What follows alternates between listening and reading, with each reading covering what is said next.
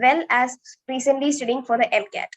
Her time management skills have allowed her to continue to do all the things she enjoys without sacrificing her success in the classroom and on the court. I welcome Trinity.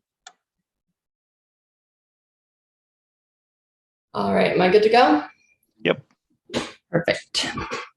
Hi, everyone. I'm Trinity. If you've been at any of our events before, I'm sure you've seen me once or twice. So today I'm going to give a talk on time management and how to sort of set yourself up for success, especially in the next coming school year. So sort of what I think qualifies me to give this talk to you guys is sort of the three things that I do the most. So first of all, and first and foremost, as it always should be, I am a student. So all through high school, I knew what I wanted to study in university. As some of you may or may not know, I'm Canadian. So I'm actually at the University of Guelph right now studying biomedical science. I'm going into my fourth year and I have one more year after my fourth year. So I'll do my undergrad in 5. My first 2 years, I was at Robert Morris University in Pittsburgh, which sort of takes us to my next point. So I have been playing basketball since I was about 5 years old. So about 16 years now I've been playing, which is a really long time. And all of those years have been pretty competitive. So I knew from probably around the age 10 or 11 that I wanted to try and get a scholarship to go play basketball in the States, which I did. So that's why I was in Pittsburgh for those 2 years, was on a scholarship. And then I transferred back to Canada for my last 3 years. So I play at the University of Guelph now for their varsity women's basketball team. And then finally, extracurriculars. So all through high school, I was involved in all sorts of clubs, student athletic association, helped out with school events. And at my first university, I was in biology club and premed club. I also helped organize some fundraisers and stuff. And then currently my most prominent ones are that I volunteer with PreMedCC. So that's obviously why I have the picture up, because that takes probably precedent all over my other ones. With the Canadian Red Cross, I also volunteer as well as a personal disaster assistant team member. So if someone in the community has a house fire or something, I have the potential to be called and help out there. And then I also volunteer with a dog rescue organization, which I really love. So I get to help people find dogs that need to be rescued. And those are sort of my 3 main ones right now. And how are your grades? I have had a 4.0 since they started measuring it. So I've never really dipped below that. I've had a few bad tests here, there, and a few bad assignments, but overall I've stuck around a 4.0. And sort of all this stuff having been in my life for the better part of the last 7 years or so. And even before that, time management has sort of been a necessity. I have a lot of stuff to do, and I think a lot of the stuff I have demands a lot of my responsibilities. So I have to sort of figure out how to divvy that up and help be successful in every sort of thing that I do and not try to bring half of myself to everything. So one way I thought would be interesting to break it down is sort of explaining how much of my time all the things I do take up. So for those of you that aren't student athletes or have not been student athletes in the past, I think it's difficult to sort of fathom how much time actually my sport takes away from my week. So I broke it down by hour, sort of what I'm doing every week. So 1 week is equivalent to 168 hours total.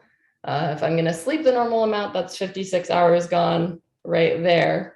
So that leaves 112 hours for me to do everything else. So my basketball and my training conservatively takes up during season about 25 hours a week. So practices are 2 hours every day. We have film sessions for scouting other teams. We have weightlifting that we have to do. We have extra conditioning. If I end up being a team captain in the fall, that'll be more because I'll have weekly meetings with my coaches. So all that stuff definitely adds up. And I was a bit surprised at how much it adds up when I did this breakdown, but roughly basketball and training is taking about 25 hours away a week from my week. So that's definitely a significant chunk of my time. Class is about 20 hours. And as I'm sure you'll see from my studying and assignment sections, or class is definitely not the bulk of, I feel like, what your life is as a student in university. If any of you are still in high school, I think you'll definitely realize that for every hour you're spending in class, you're spending way more hours outside of class, keeping up with the assignments you have, making whatever study notes you need to, clarifying other things, going to office hours. So the class is really the minimal portion, and it's really up to you how much extra work you want to put in, but the more extra work you put in, the better you're going to do. So class for me, I have, the past 3 years, I've had 5 classes every semester, plus labs. So that's roughly 20 hours a week of class. And then my volunteering is more minimal, so about 10 hours conservatively a week with all the stuff that I do. But again, if I add anything else, it has the potential to be even more of my time.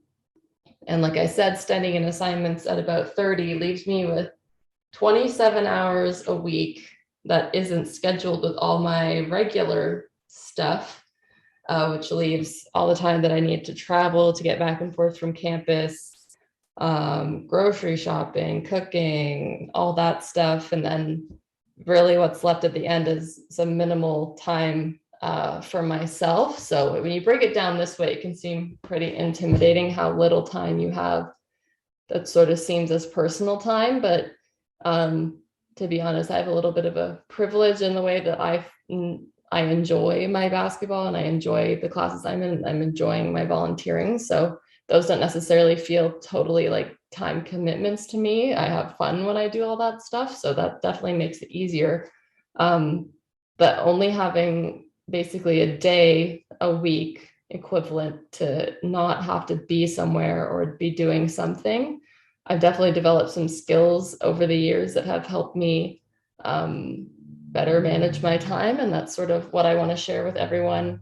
And hopefully you'll take away some tips from this talk that'll help you be more successful. So at first, we're going to start off with some pretty basic stuff. So first of all, making a schedule. So I have a pretty good memory. And for a while, I really resisted making a schedule. I would be like, oh, I'll remember to do it. I won't forget, blah, blah, blah.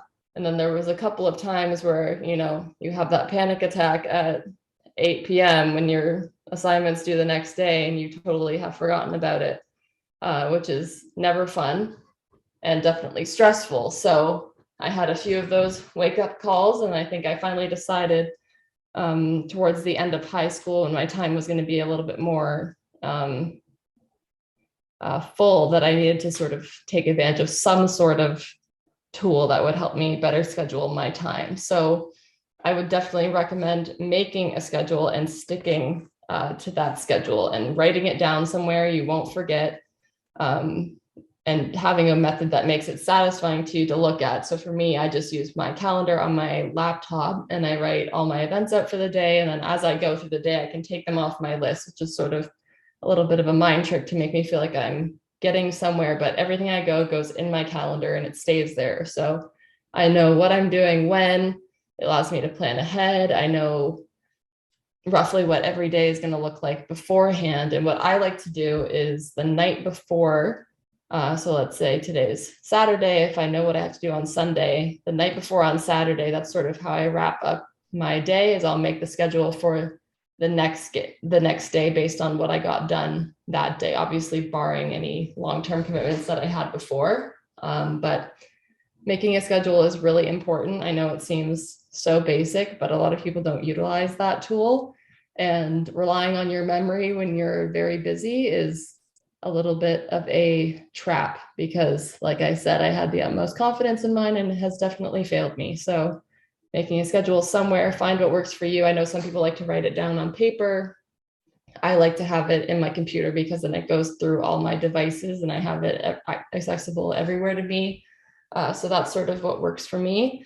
And And that's definitely the first tip, is to make a schedule. And then sort of what goes along with that would be to establish a routine. This is also just a question, everybody that's on here. How many of you have these $1,000 devices but use your calendar on your phone, even if you are not on multiple devices? Just your simple reminder app that comes free with every phone, or your schedule. And I'm always shocked that most students don't use that, because it's something that's free and it's there and has all these like bells and whistles, and people don't use them. So I think that's one of them.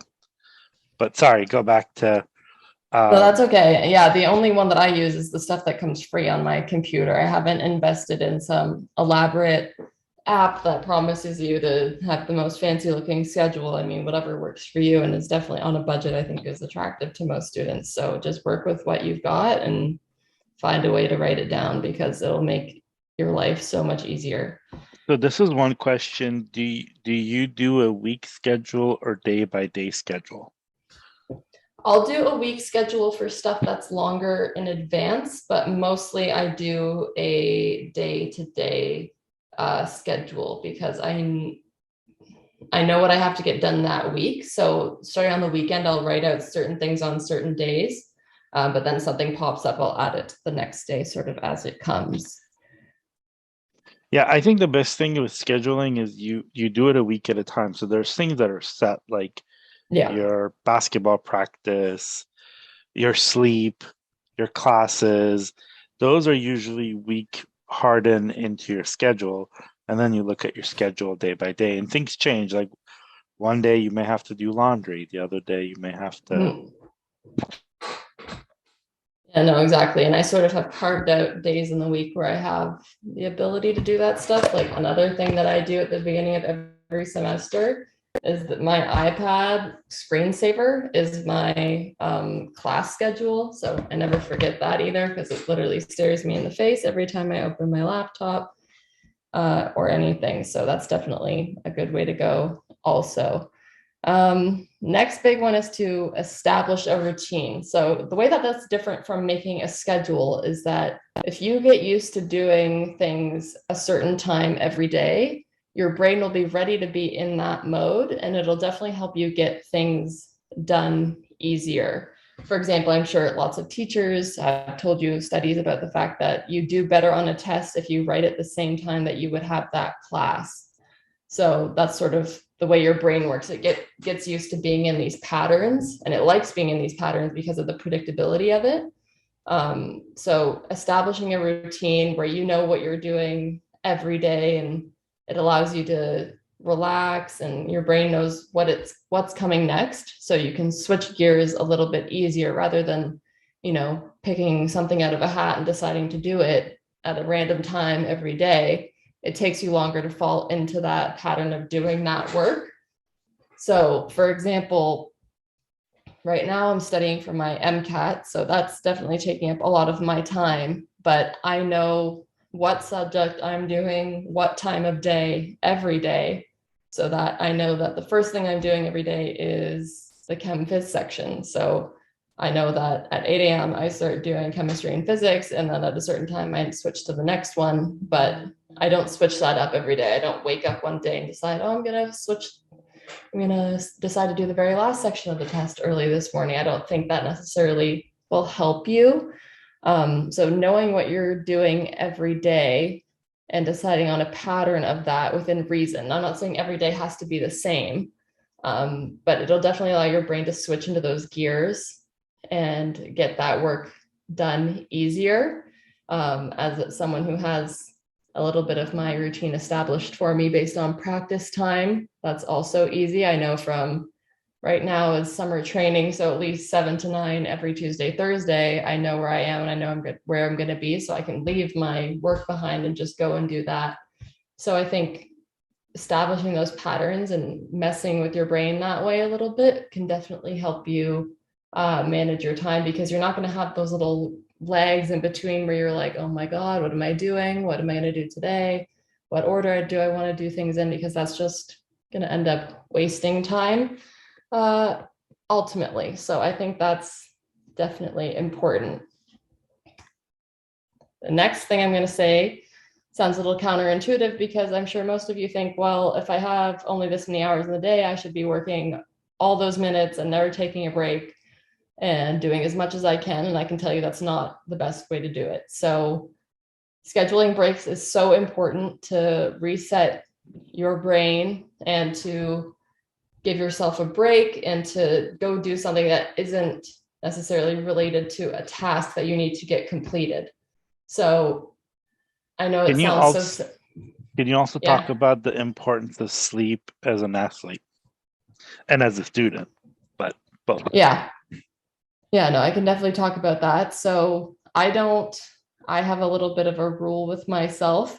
When I have practice, the days that I have practice, we practice at night. My team practices at night. So once I leave for practice, that's the end of my working for school. I don't come back after practice and work till 11 o'clock at night.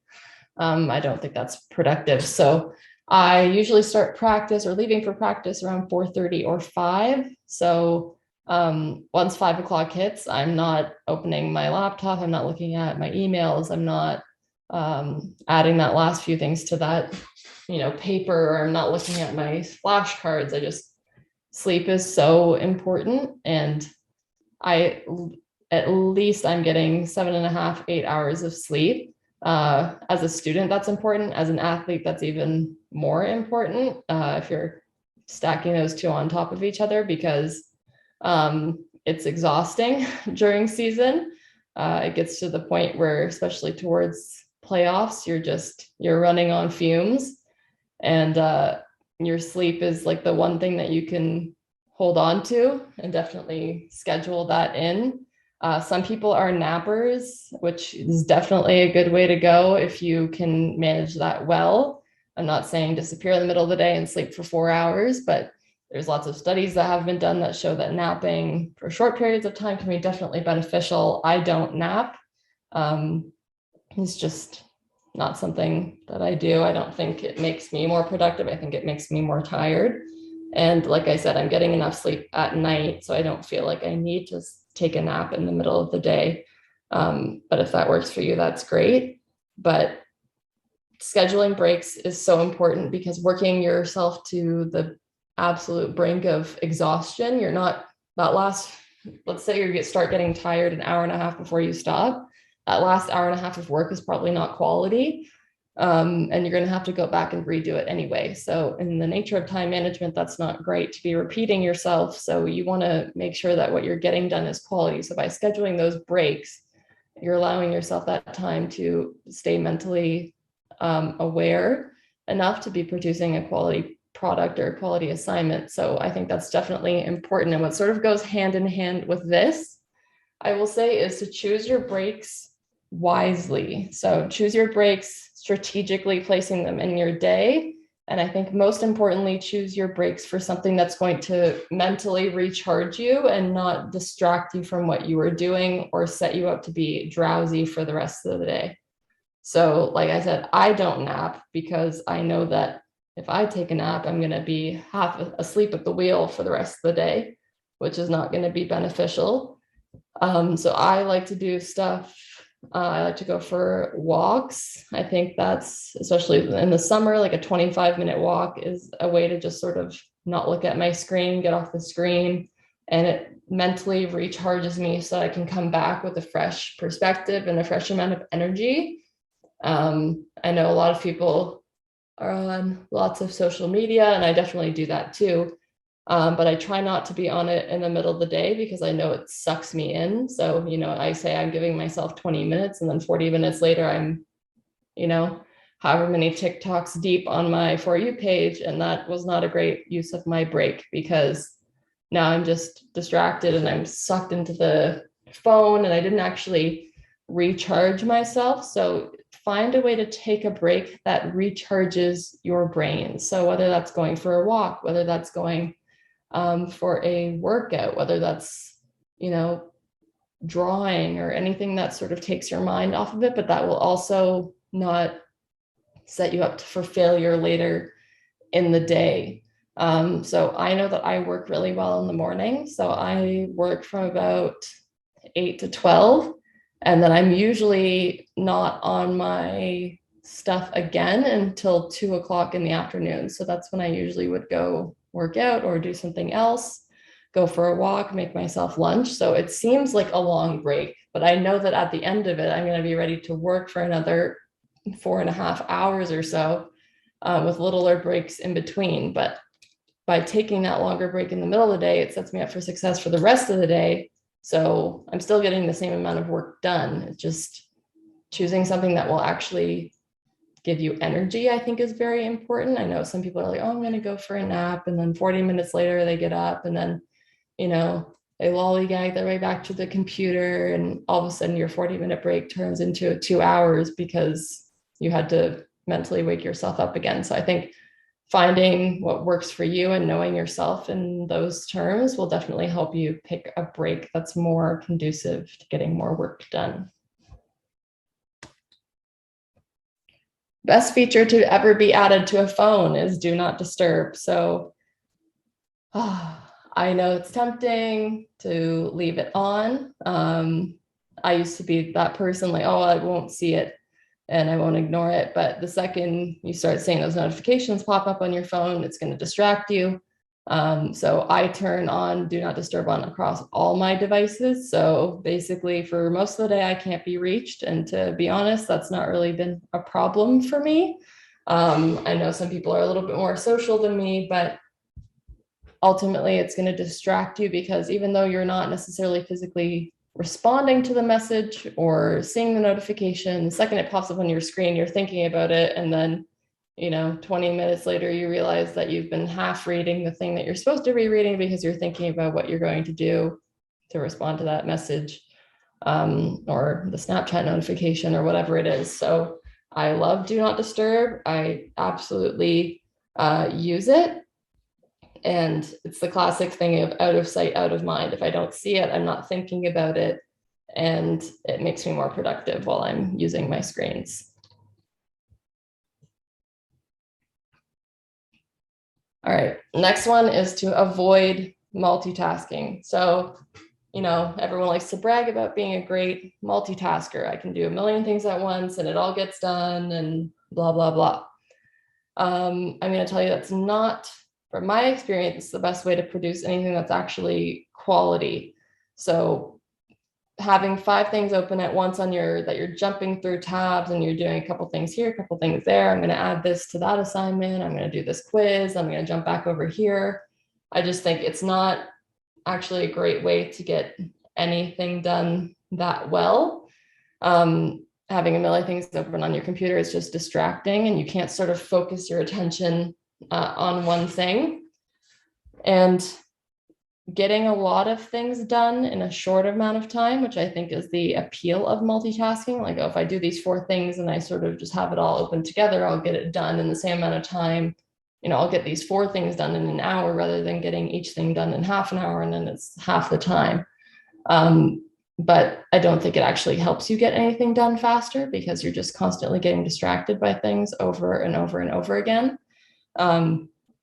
And to be honest, you're probably going to have to go back through it and look it over because you only have one brain. So trying to put that brain to 4 different things at once, you're not going to get your full devoted attention or thought process to any one thing. And so things that you're going to produce in this period of multitasking are probably not going to be as quality as if you had just set aside 15 extra minutes for each task and done them separately.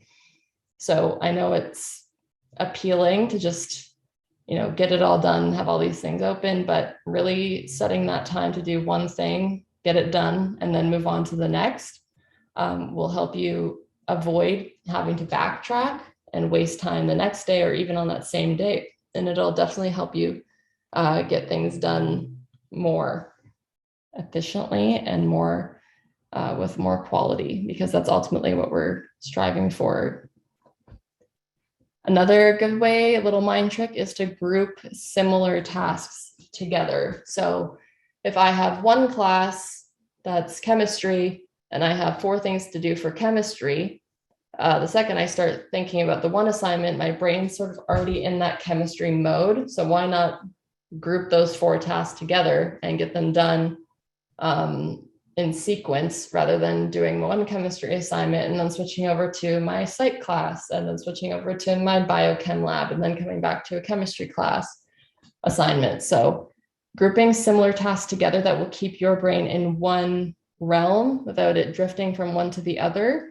You'll have your devoted attention. Those thought processes will be firing in your brain, and you'll already have a lot of those things you learn from class flashing back into your head as you're doing the assignments. So I think it's really important to group those tasks together, and it definitely helps you stay on task. And also, I think it helps you feel more accomplished too, because if I get all things done for one class, that feels really good rather than getting one little thing done for each of my classes. It's a little bit of a mind game. And then even beyond class, just grouping similar like house chores together, anything that you can do that is grouping. I think your brain likes to put things in categories. So doing this will definitely help you split your time up better as opposed to jumping through things. The next one is to sort of pick something that you're looking forward to most in the day. And it doesn't necessarily have to be the thing that most people would think would be their favorite task for that day. So if I have, 5 assignments and I have one assignment that I'm looking forward to the most, depending on my personality, I might decide to make that my first assignment to make me motivated for the rest of the day to do the rest of my work. I might decide to put that in the middle to sort of get me over that hump of the middle of the day of having to do all these things, or I might put it at the end sort of as a reward. So whatever motivation works for you, I think you can figure that out through a little bit of trial and error. But picking something that you're looking forward to the most is a good mind trick, because even if your day, you're looking at your schedule and you say, well, I don't like any of the things I'm doing, there's definitely always at least a least objectionable option. So picking that one and doing that one in whatever order you see fit that'll help you get through your day the best is definitely a good strategy for managing your day and your time. And for me, I think I like to do them at the end, sort of that by the time my brain is starting to slow down and I'm really getting a little bit tired, I know that at least I have the benefit of wanting to do that thing the most. So I'll be a little bit more motivated to get it done. But like I said, to each their own, and you'll definitely find what works for you. But I think definitely finding a favorite and sort of striving towards that will help you tackle your your to-do list a little bit better. So I think this might be my most important tip. So for everything you're doing, you need to be deciding how much time you're going to devote to that task and why you're devoting that time to it. So like I said, if you have a project that you really want to do and it's your favorite and you're sort of wanting to spend the most time on it because you like doing it and it stops you from doing all the other things you don't like as much, but that assignment is worth 3% of your final grade, that's definitely not the best use of your time.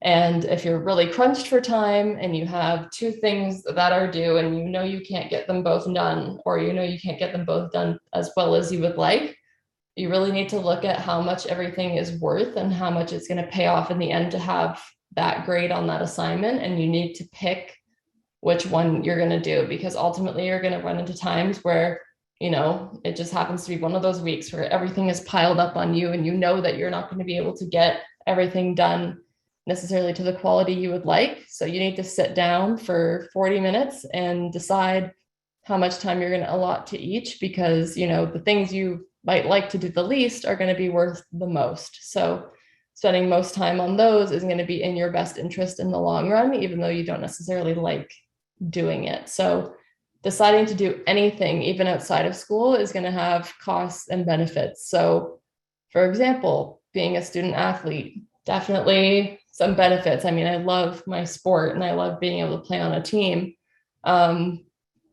but doesn't come without costs either, especially during season.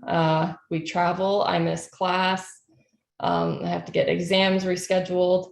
So my basketball is definitely worth the benefit for me. But for some other things, it's not. So for example, deciding to go out with my friends or do something like that, if I know I have other stuff to get done, I need to decide whether it's worth doing that versus what I have to get done otherwise, because there's certain things that will always be there for you to do, and there's certain things that have a little bit more of an expiry date, and you need to be aware of those also. So I can go out with my friends almost any time, but I can't do this one thing because it's due in 4 days. I can't just decide to do it later.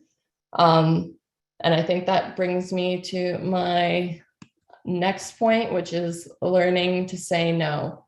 So whether that's saying no to going out with your friends, whether that's saying no to going to a family event, or what might even be hardest, especially for pre-med students that are trying to boost your application and try to make yourself the most desirable candidate for whatever professional school you're trying to get into, is learning to say no to some extracurriculars and some stuff that would look really good on a resume, but you don't have time for it because you already have other stuff going on. And I know I'm a little bit of a victim of this too. I want to say yes to everything, like this volunteering, sure, I'll do it. This, oh yeah, I'll do that too. Or you need me to stay an extra few hours to do this thing, yep, I'll do that. It's hard to say no because I know in the back of your mind, you're always thinking that there's someone competing for the same spot as you. And if I say no to this, they're going to get that opportunity. And then they're going to beat me out of getting an application or a research position or something. But whatever finds its way to you that you say yes to has to be the most valuable stuff that you can get for your time. So it might seem like you're saying no to certain things and that's going to be a disadvantage, but by saying no to fewer or to more things than you say yes to, the stuff that you have already is going to get so much more of your time. You're going to do better at those things. You're going to get better letters of reference out of those things. You're going to get more experience out of it, because ultimately spreading yourself too thin is definitely not going to be a benefit to you in the long run. It's the classic thing of quality versus quantity. You want quality experiences that are going to help boost your application. You want quality friends that are going to help bring you up and not bring you down. You want quality experiences that you're going to remember. But, saying yes to taking this many classes or saying yes to going on all these volunteering things, eventually it just becomes too much. And learning to say no might be the best tool in your back pocket, because you have to realize what's best for you. And at the end of the day, this is no one else's journey except your own. So anyone can judge you all they want or say you're not doing enough or whatever, but you have to know within yourself what's getting done and why you're doing each thing and have a purpose for it. Because overloading yourself just to please this idea in your head that you need to be doing so much or please someone else because you're in competition with them is just not a good path to go down. So learning to say no to things that might even be appealing, eventually you'll realize, how you need to better manage your time. And this was definitely one of the best ways to do it, is to just do what you want and not because anyone else or anything else you think is important says to do so.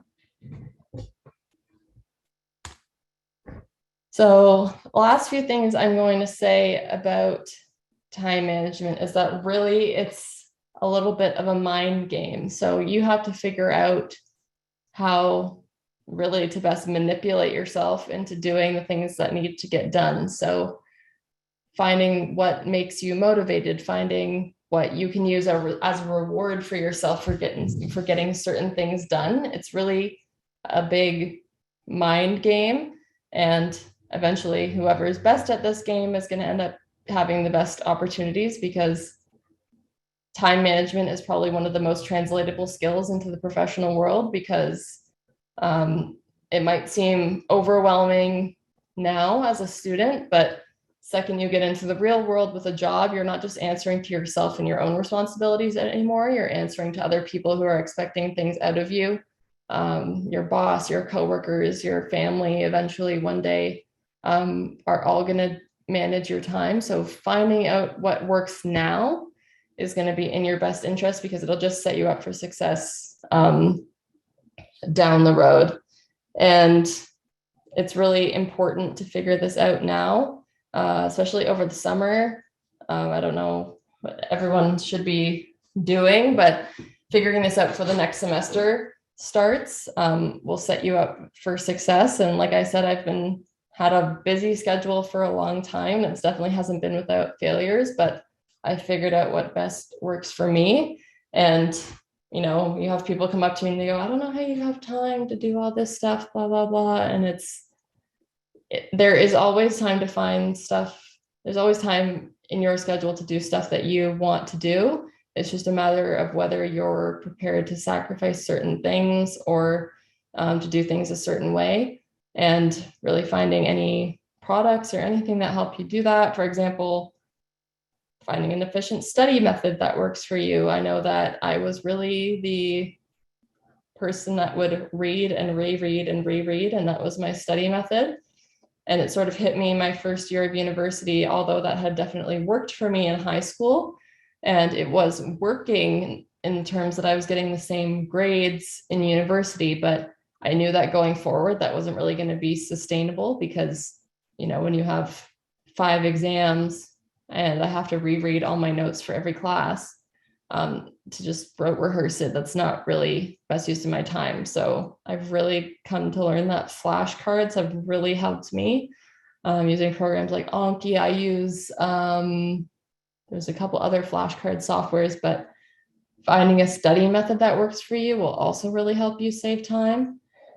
And just really using all the tools at your disposal. Talk to your friends about what they do to save time. Everyone's different, and they might have a great idea that you've never thought of before. And just really using any resources that you have at your disposal, and really just finding, you know, a way to trick yourself into doing stuff you even don't want to do sometimes is really hard. But at the end of the day, once you see all these strategies falling into place and, you know, your grades are going well, you have time to do stuff that you enjoy, you have time to go out with friends, you have time to feed relationships, you have time to just sometimes, you know, sit on the couch and do nothing and binge watch a Netflix show, and you don't have to feel guilty about it because you know that you've set yourself up for success in other areas, is really freeing. So I know all these things sounds like things that you have to add extra onto your stuff you're already doing, but once you get in the habit of doing it, it'll free up so much more time for you to be able to do other stuff.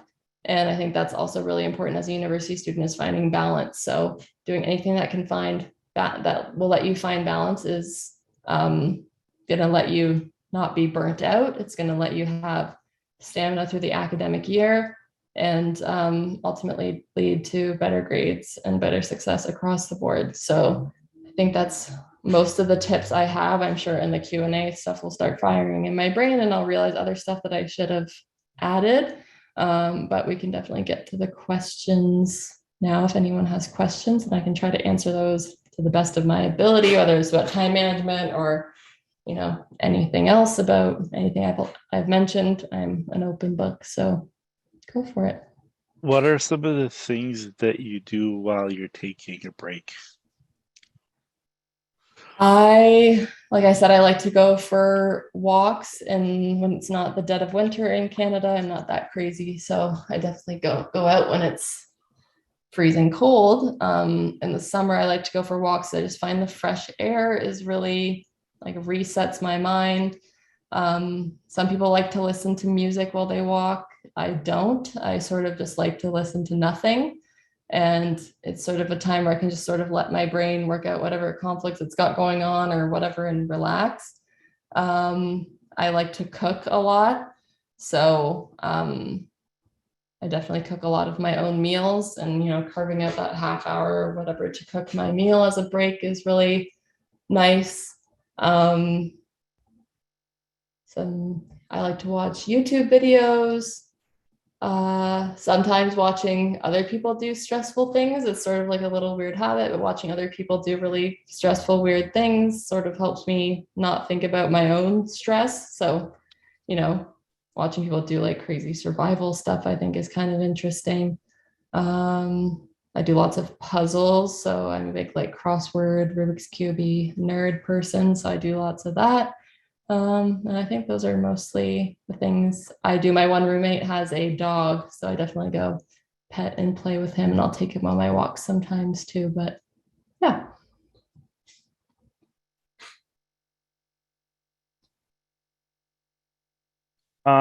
Other question is, you mentioned when you're taking the MCAT, and talk a little bit about how you study for it.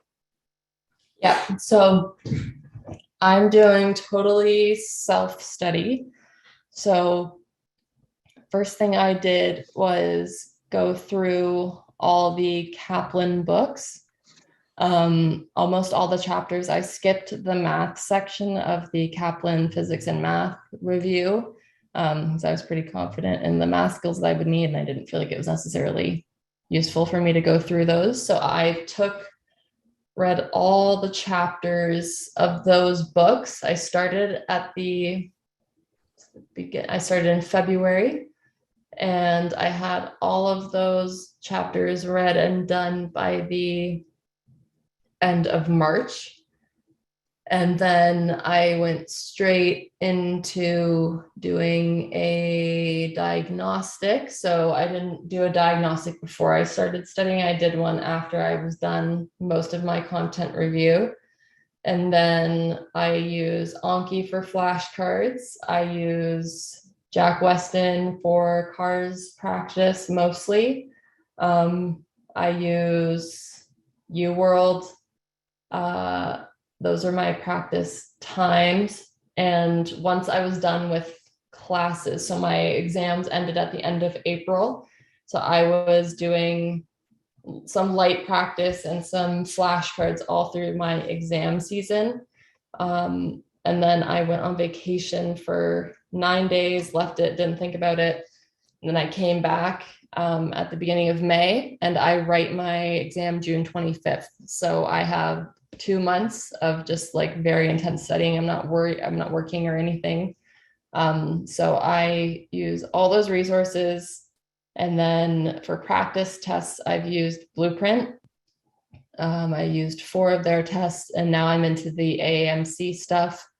So I bought their practice bundle as well. So sort of the way I start my day is I do all of my Anki flashcards, my review cards, and then I do 75 new cards a day on the Miles Down MCAT deck. That's the one I've used. So I'm almost all the way done, but through practice and stuff, I'm pretty confident that most of the stuff that's left I've seen already. And then after that, I jump into usually around 60-ish practice questions of the Chem Phys section. So usually equivalent to like one section that would be on the exam. And then I do probably 4 or 5 cars passages. And then I have lunch break. And then throughout the day, I'm sort of reviewing all those cards that I'm learning for that day on the Anki app. And then I do biochem and psych soc, usually the equivalent length of one section a day for those 2. So it's definitely a grind, but I'm sure anyone that has taken it and has told you is that big part of this test is building up enough mental stamina to stay focused. And then it's really important to be able to work at the end of the day and not be zoning out.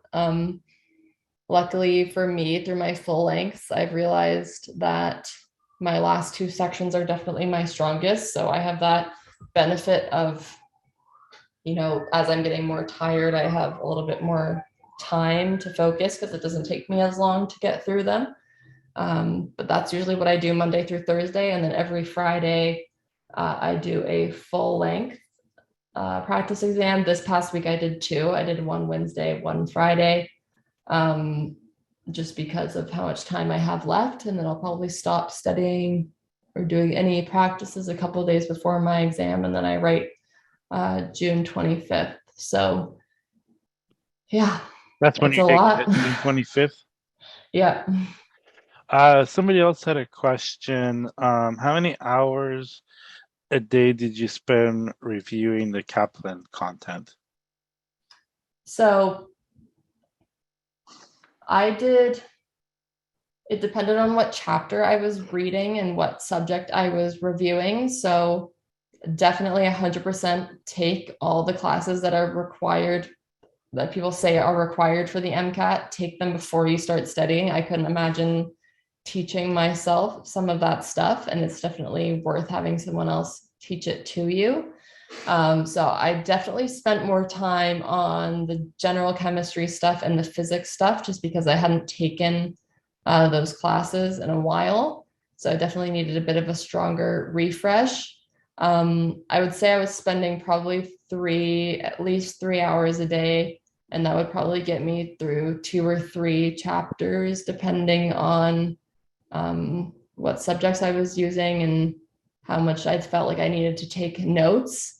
I took notes on everything just because I felt like that kept me engaged while I was reading it. Not that I necessarily needed the notes, but it was just a way of me to make sure I was actually actively reading and not just skimming and going, oh yeah, I know that, and skipping over it. So probably before I was doing content review, about 3 hours a day extra of doing that. The only thing that I would also add is don't get caught up in the hours, because if it takes, I don't know, if it takes Trinity an hour to study something, it takes me 2 hours. So everybody has like a different speed. And so I take a lot more breaks when I study. Mhm. I just get up and walk around, or pound my head against the wall.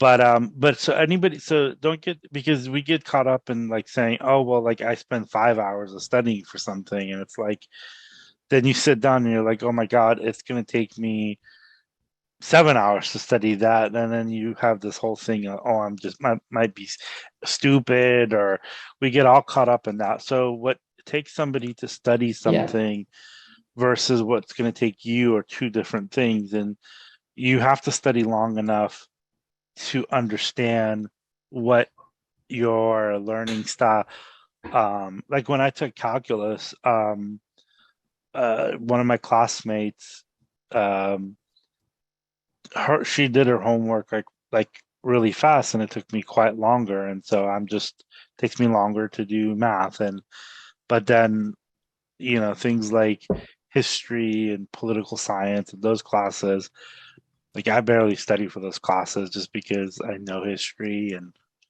I'm interested in politics. So I rarely study for those classes, and I always get really high grades. um What study method did you choose after moving away from the reading approach? Yeah, so I'll answer that. And also, just off of what Jubin is saying, comparing your study time to someone else's study time is useless. Um, whether it takes you 5 hours and your friend goes, oh, it takes you 5 hours, it only took me 2 hours to get through it. Like, it really doesn't matter. If it took you 5 hours because you were being inefficient, then maybe that's something to look at. But if you were being as efficient as possible and it took you 5 hours to get the same level of comprehension that someone else got in 2 hours, it's definitely not something that you should be embarrassed about, or anything. So comparing yourself to your peers in terms of study time is just a useless thing to do, because everyone's so different. But studying efficiently is definitely important. So like I said beforehand, I was the person that would just read and reread my notes. And I do have a good memory, and it's like a little bit like of a photographic memory is sort of what I would describe it as. So I would read and reread to the point where I could basically recite my notes and I knew where everything was on the page. And then I realized that your professor is not going to quiz you or test you on every little thing that they wrote in their notes. So studying every little thing as if it were the same weight across the board, I realized was not really a great use of my time, because most of the stuff that I was using space in my mind to memorize, I wasn't actually getting tested on. And that'll come with time once you take a couple of exams and realize, what's high yield and what's low yield in terms of subject matter. So what I started doing was flashcards. So I might start using Anki now that I've gotten a bit more familiar with it through MCAT stuff, but I basically use an app that's equivalent to what kind of flashcards you would make on Quizlet, and it lets you rate them as easy, medium, hard. So if I know the answer right away, the first time I'm studying, I click easy and I don't see it for a while. And that's a useful way to do it, because if I know it already, why would I be hammering it into my brain every 20 minutes, which is what I was doing with my old study methods. So flashcards definitely helped. What app was it? I think it's just, what does it look like? I think it's called, what one is that? It might be just the Anki app, but it's not. I think it's free. Has like 2 little A's on the side and it's orange.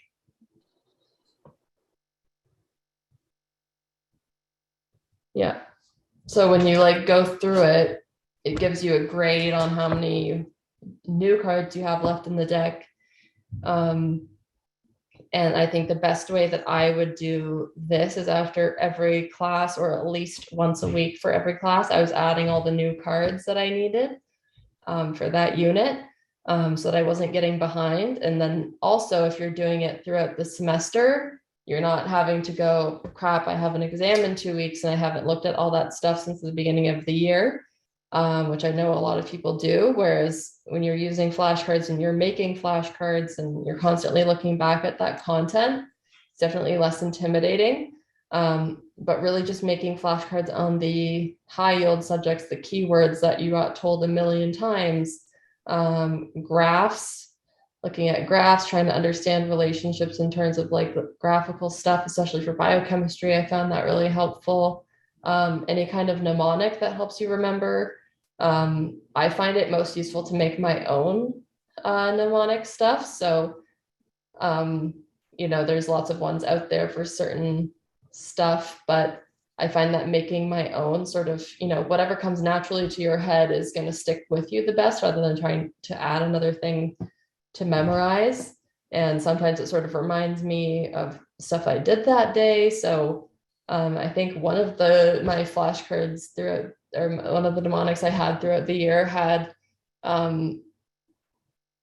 something to do with a news story that my friends and I had read that day, and we had talked about it. So that already helps me remember those words more. And then I associated it with something else. I did that a lot with memorizing all the amino acids by group.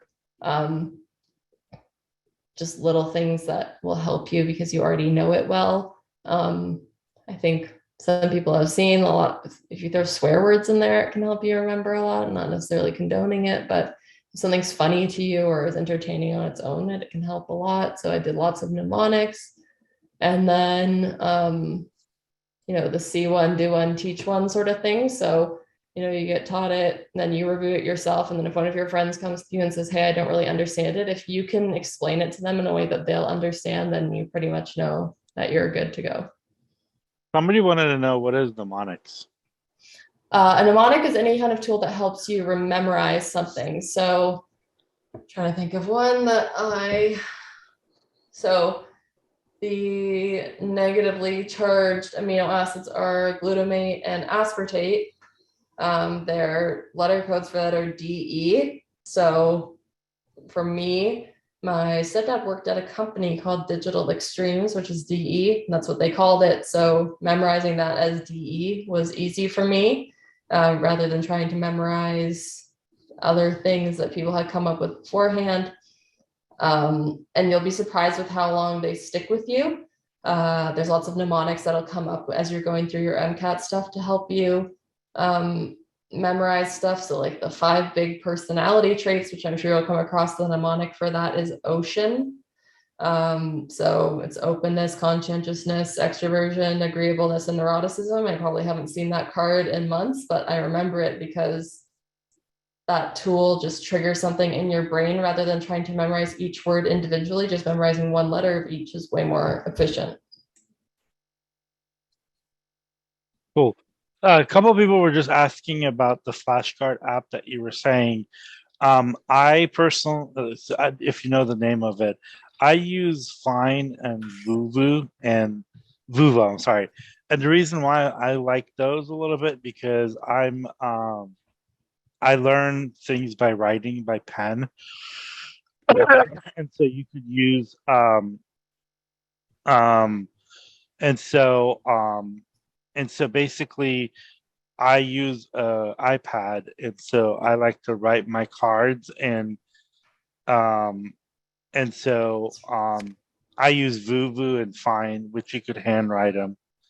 But You go to the also, link I just put in the chat. That's what the cover of the app. that's an Anki app, yeah. Yeah, pretty sure it's free. Yeah, it's an Anki app. It's a Anki app, and there's like two versions of it. There's a free version and there's a paid version. Yeah, I have the free one.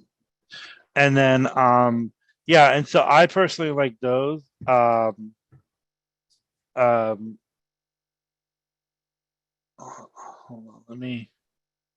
I also use Notability to take all my notes because I also find that my handwriting is a lot easier for me to study and look through than a computer. I don't like typing my notes. Same here. Yeah, so everything I do that is taking notes is handwritten. Yeah, so for me is I'm more of a pen and paper kind of person, and since I take all my notes in Notability, and the other thing with both of those apps, you could cut and paste into those apps, and so like for organic and some stuff, I just basically cut and paste pictures. I'm a visual learner, and so I tend to look at pictures and learn than reading something over and over again. I'm totally opposite of what Trinity does. And then yeah, and so like I said, the apps that we put on there are like I said, we used iPad.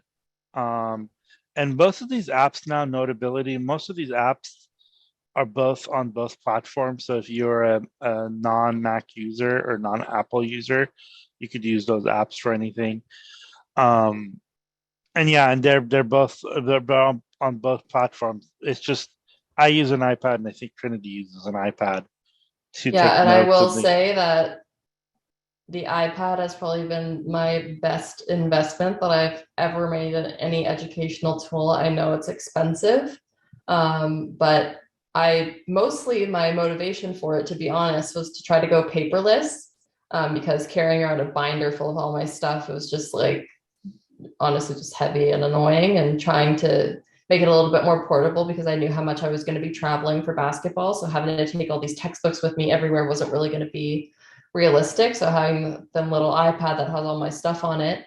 And the best thing that I found about it is because at the end of the year, I would just, do what everyone else does and take all the paper that you've used all year out of your binder and throw it in the garbage because whatever. But now I just back up all my notes. So I have all my notes and all my assignments of every class I've ever taken in university backed up to my Google Drive, and I can access them at any time. So definitely consider it. Yeah, no, I personally, I work on the weekends, and so I commute about an hour each way for work. And so during my downtime at work, I have my iPad with me, and I just, I review my notes there. I have everything on there. I'm one of those neurotic people that needs to have everything with them, because I sometimes like feel in the mood to study for something and not other things, and carrying 7 different binders or whatever it is. I just personally found the iPad to be a really great tool.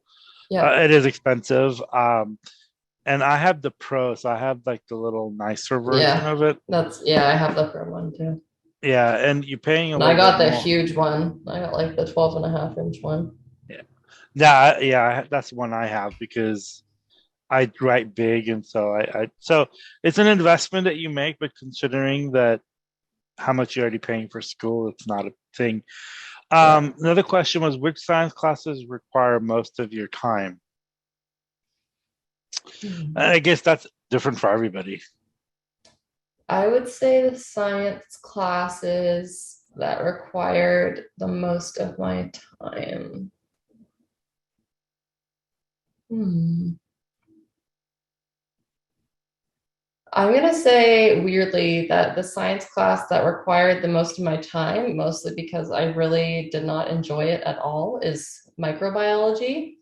Um, Memorizing all the names of all the different types of bacteria and all that stuff, and just knowing that I wasn't really mentally invested in wanting to learn it took a lot of my time. But I would say conventionally, most people would probably say orgo or biochemistry for OChem and stuff, but I loved both of those classes. So I didn't necessarily mind spending that kind of time. I know it's not really a popular opinion, especially with organic chemistry, but when I transferred back to Canada, I knew there was a possibility of some of my credits not transferring. And if they had made me retake organic chemistry, I wouldn't necessarily have been mad about it because I really loved that class. But I think those would probably be the two that required the most, especially organic chemistry, memorizing all the, I think with biochemistry and organic chemistry, it's sort of a similar idea, memorizing organic chemistry, all those reaction mechanisms. And then for biochemistry, all the metabolic pathways definitely takes some time. But like I said, I liked both of those classes, so I didn't mind spending the time. Other question was, since we're all different learners, is it better to self-study at your own pace for the MCAT or do a prep course? I think there's definitely nothing wrong with self-study. That's what I've chosen to do.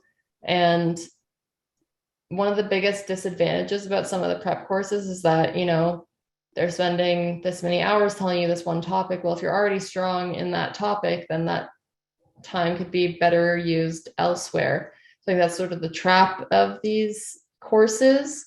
They're also so expensive. As someone who's done self-study, just by the actual test, the other resources I've bought, I'm already, around $1,500 invested in taking this test anyways. Because as a lovely Canadian student, they don't offer the same pricing to us. It's more expensive because I get to pay exchange on everything. So I get to pay 30% more on all that stuff, even though it's required, which I think is kind of annoying, but it is what it is. So I personally just couldn't even fathom spending another $2,000 on a prep course.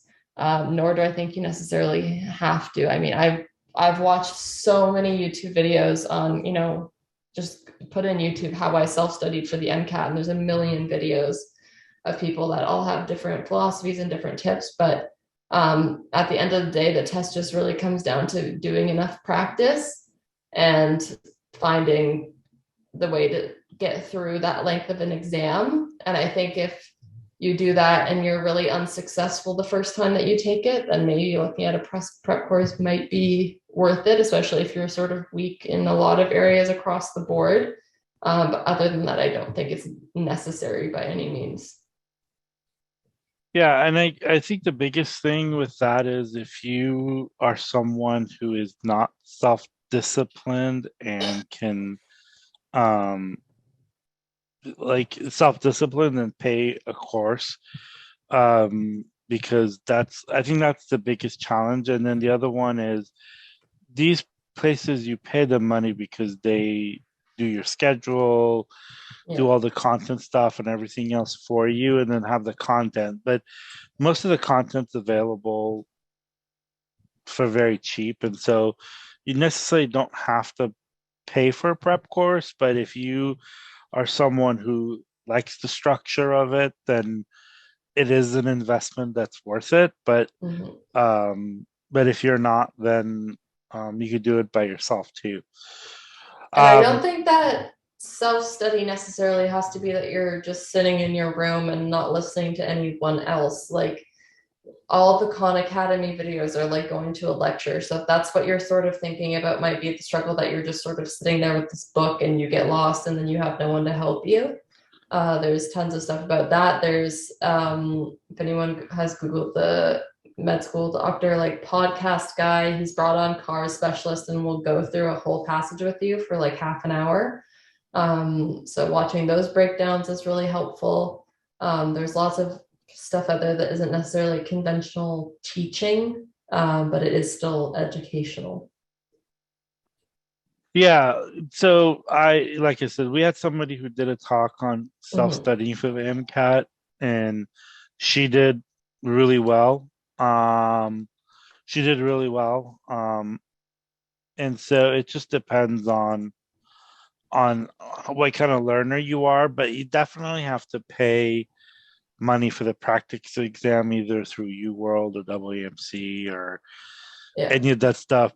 You definitely have to take practice exams. That has definitely been the most valuable resource for stamina. And then I have really liked UWorld and using that, and everyone that says, you know, when you Google online, is UWorld harder than everything else? The UWorld and Blueprint stuff is 100% harder than the actual AAMC stuff. So by doing all that stuff up until I just cracked open the AAMC practice bundle that I bought a few days ago. So doing all that stuff that is conventionally harder beforehand has made it sort of less intimidating, because then you get to the real resources and you're like, oh, this isn't nearly as hard, because they're trying to make it seem harder than it is. But by being that prepared, you're even more prepared. So just be aware of that also. Yeah, you definitely, I would say that yes, UWorld, all of it, you definitely should at least take one or two of the WMC one, because they're the ones who write the exam. So you kind of like, you know, you kind of have to like have a pretty good idea since they're writing it. Anybody else has any other questions? Because if we don't, then we will let Trinity go to do what she does on a Saturday. And yeah, anybody else has any other questions? No questions about my basketball? Come on, guys. Nope. Besides thank yous. Well, what position do you play? I'm a forward, so I'm 6'1", so I'm pretty tall. So I play forward or center on my team, and have always played that position because I've always been tall. So yeah. Very cool. Well, I guess nobody has any other questions. Alrighty. You stay out of trouble. I will.